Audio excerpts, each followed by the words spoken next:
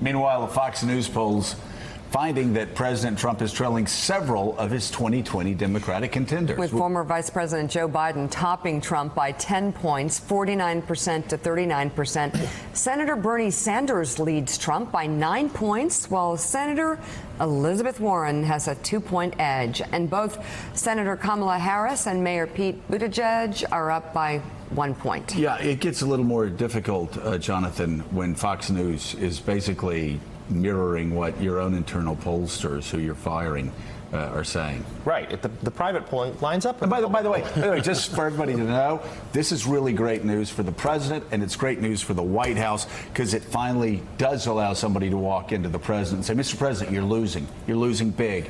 Everybody's saying it. You know, you're going to have to change. How do you think that conversation is going to go? I was going to say. I don't think anyone. Is there anyone who has the guts to say anything to him in the administration right now? Anybody? Name one. Somebody. I mean, he might listen to his daughter, who's in there, but no. That has been what has happened over the last year and a half. In particular, is the erosion of the guardrails, the erosion of the adults in the room who could walk in there and say something. And even when, mind you, it didn't always work, but now those people don't even exist. Mick Mulvaney, his chief of staff, has said publicly. He just tries to empower him. He doesn't try to rein him in. Wow. Mike? This is bad. I don't see who would go in there. Even Ivanka. Not healthy. I mean, he might listen to it, but would he believe her? I don't think so. I mean, he's not going to believe anyone on a poll that suggests he is losing. Yes, I mean, the campaign can react. So can I ask you this question? Please.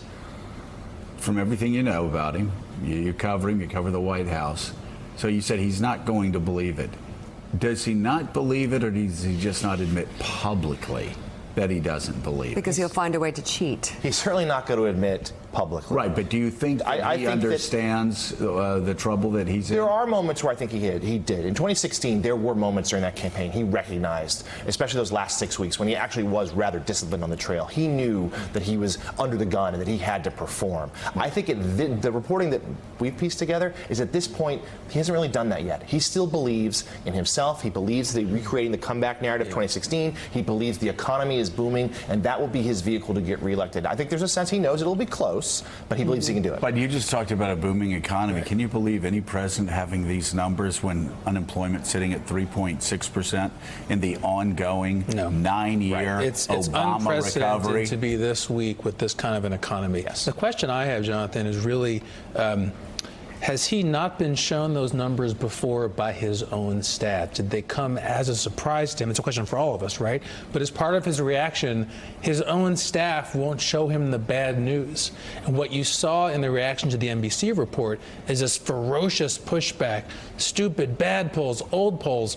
But they were real, according to Brad Parscale, just old and outdated. Right. But I'm curious if he even knew those polls existed. Well, certainly, yeah, the response to those poll numbers changed. Where at first, like, they're just completely not true. And then it's like, okay, they're true, but they're old, and we're doing better now. I mean, on these polls, but other matters too, his staff doesn't bring him the bad news. They know not to. There are certain subjects that can't be spoken of.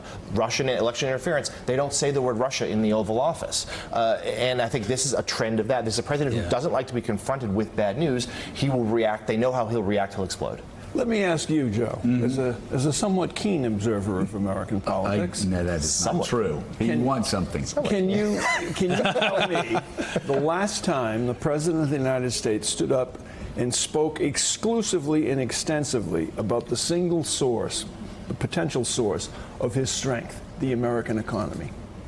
No, he just doesn't do it. I mean, he will do it as an aside to attack Barack Obama, or do it as an aside to attack somebody else. But, I mean, man, if I'm sitting there, this is all I'm doing. Yeah. I'm not tweeting. I'm not doing anything. I'm just going around from one factory to another entrepreneurial company to another. I mean, my gosh, the guy could be sitting at 50% with these numbers, but he gets in his way every day. He should be at a factory in Ohio every day, or some place where he can display the economy doing well. He can't stay on message. Actually care about that. Still ahead on Morning Joe. No, but you see, that's the thing, though, Mika. It's in his own best interest. It's like when everybody was freaking out last week about him saying, well, see, I even forget. What did he say last week? Because he just says so many things.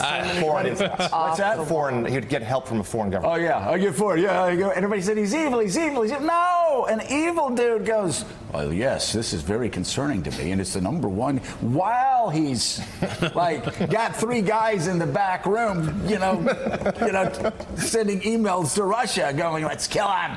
I mean, it's not evil. It's like, what is it, Jonathan? Give me the word.